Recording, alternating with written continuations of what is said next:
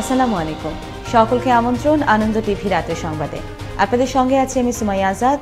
মুক্তিযুদ্ধ বিষয়ক মন্ত্রী আ.ক.ম মোজাম্মেল হক বলেছেন, বঙ্গবন্ধুর হত্যার পর আত্মস্বীকৃত খুনিদের বিদেশ চলে যেতে সহযোগিতা করেছে, উচ্চপদে পদায়ন করেছে জিয়াউর রহমান। বুধবার সকালে গাজীপুরে কালিয়াকৈর পৌরসভার গুরুত্বপূর্ণ রাস্তাসমূহ বীর মুক্তিযোদ্ধা ও বিশিষ্টজনের নামে নামকরণ ফলক উন্মোচন অনুষ্ঠানে প্রধান অতিথি হিসেবে যোগ দিয়ে সাংবাদিকদের বিভিন্ন প্রশ্নের জবাবে কথা বলেন তিনি। পৃথিবীতে এমন বহু নজির আছে যে তাদের কর্মকাণ্ডের জন্য সম্মানসূচক খেতাব প্রত্যাহার করে নেওয়া হয়েছে।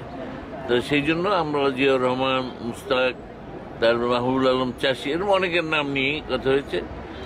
তাদের কি কার কি ভূমিকা, বঙ্গবন্ধু হত্যার সাথে সম্পৃক্ততা কি, সেটা দলিল প্রমাণ সহ পরবর্তী সভায় উপস্থাপিত হলে চূড়ান্ত সিদ্ধান্ত নিচ্ছে।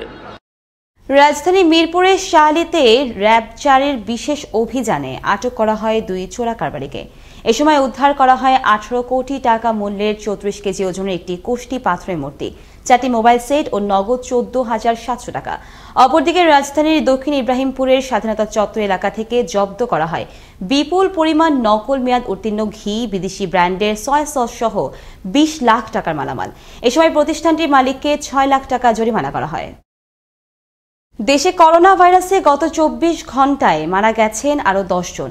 এ নিয়ে মৃত্যুর সংখ্যা বেড়ে দাঁড়ালো 8,239 জনে।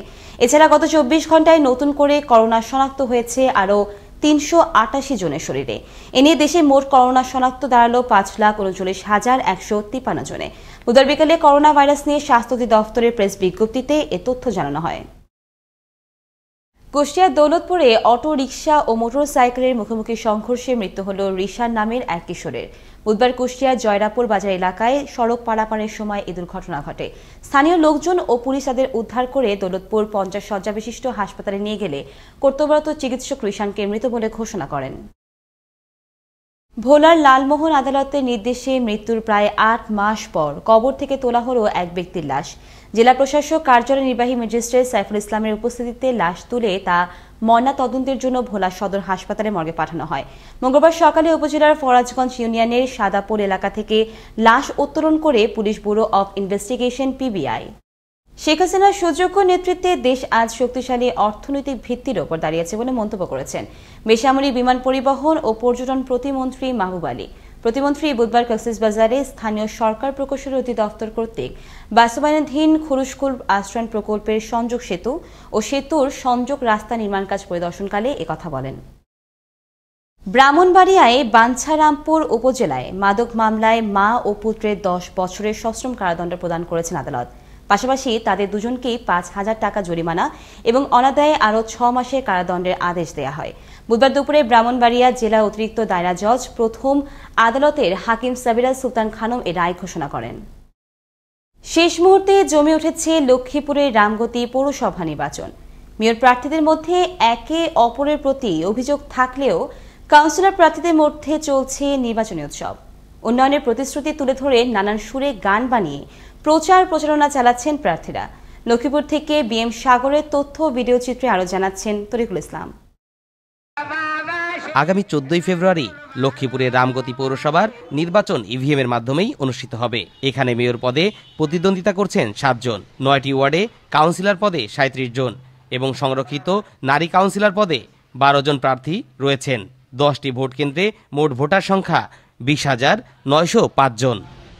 পৌর মেয়র পদে প্রার্থী হয়েছেন বর্তমান মেয়র নৌকা প্রতীকের মেজবাউদ্দিন মেজু, বিএনপির প্রার্থী সাবেক মেয়র শাহিদ আলী পটু এবং জাতীয় পার্টির লাঙ্গল প্রতীকের আলমগীর হোসেন।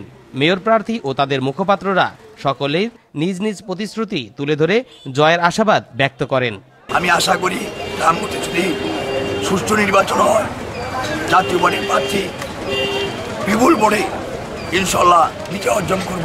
তারা সবাই স্মুথলি ভোট করছেন, কোথাও তারা কোনো বাধার সম্মুখীন হচ্ছেন না এবং এটা আমরা যেরকম বলছি প্রশাসনিক তথ্য আপনারা নিতে পারেন, কোথাও কোনো প্রার্থী বাধার সম্মুখীন হচ্ছে না। এদিকে ভোটাররা বলছেন যোগ্য প্রার্থীকেই ভোট দিবেন তারা। যাকে দিয়ে এলাকায় উন্নয়ন হয়েছে আর যাকে দিয়ে উন্নয়ন হবে তাকে আমরা ভোট দিব।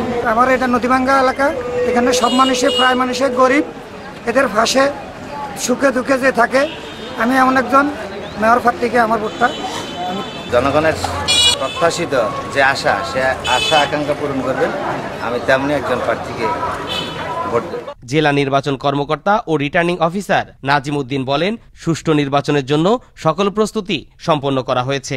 প্রিজাইডিং সহকারী প্রিজাইডিং পুলিশ অফিসার নিয়োগ সম্পন্ন করা হয়েছে এবং এদেরকে প্রশিক্ষণ দেওয়াটাও চলমান রয়েছে।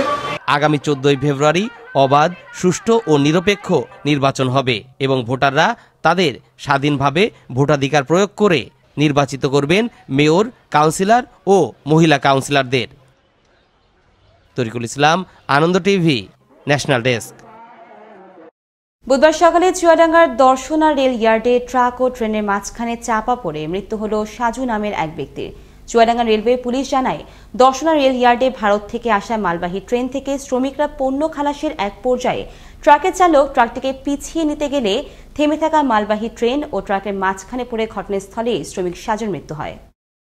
প্রধানমন্ত্রী শেখ হাসিনার কাছে মাথা গোঁজার ঠাঁই চেয়ে পটুয়াখালীতে মানববন্ধন করলেন ভূমিহীন ও গৃহহীন পরিবারের সদস্যগণ। বুধবার বেলা 11টায় পটুয়াখালী শহরের লোহালিয়া খেয়াঘাট সংলগ্ন বেড়িবাঁধের ওপর এই কর্মসূচি পালিত হয়। মানববন্ধনে ভূমিহীন ও গৃহহীন পরিবারের শতাধিক নারী ও পুরুষ অংশগ্রহণ করেন। রংপুরের পলিটেকনিক শিক্ষার্থীদের বিএসসি ডিগ্রি অর্জনের সুবিধার্থে প্রতি বিভাগে একটি করে প্রকৌশল বিশ্ববিদ্যালয় স্থাপন সহ 6 দফা দাবি আদায়ে মানববন্ধন করল শিক্ষার্থীরা। বুধবার দুপুরে রংপুর নগরী প্রেস ক্লাবের সামনে জাতীয় সংগ্রাম কমিটি রংপুরের আয়োজনে শিক্ষার্থীরা এই কর্মসূচি পালন করেন।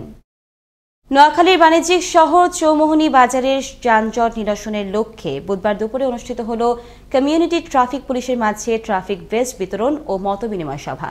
বেগমগঞ্জ সার্কেলে অতিরিক্ত পুলিশ সুপার মোহাম্মদ শাহ ইমরানের সভাপতিত্বে অনুষ্ঠানের প্রধান অতিথি হিসেবে ছিলেন স্থানীয় সংসদ সদস্য মামুনুর রশিদ কিরণ। উৎসাহ উদ্দীপনার মধ্য দিয়ে সাভার সেনানিবাসে অনুষ্ঠিত হল বঙ্গবন্ধু শেখ মুজিব ডিজিটাল ম্যারাথন। বুধবার দিনের শেষ ভাগে সাভার সেনানিবাসে প্রশিক্ষণ মাঠে ম্যারাথন প্রতিযোগিতার উদ্বোধন করেন সেনাবাহিনীর 9ম পদাতিক ডিভিশনের general officer commanding major general Mohammad Shahinul Haque. ম্যারাথনের চ্যাম্পিয়ন হন 9 পদাতিক ডিভিশনের 11 বীর ইউনিটের সৈনিক সোহানুর রহমান। এই ছিল এখনকার মতো। আনন্দ টিভির সর্বশেষ সংবাদ এবং বিনোদন সবার আগে দেখতে ভিজিট করুন www.facebook.com/anandotv এই পেজে। ধন্যবাদ সকলকে, শুভরাত্রি।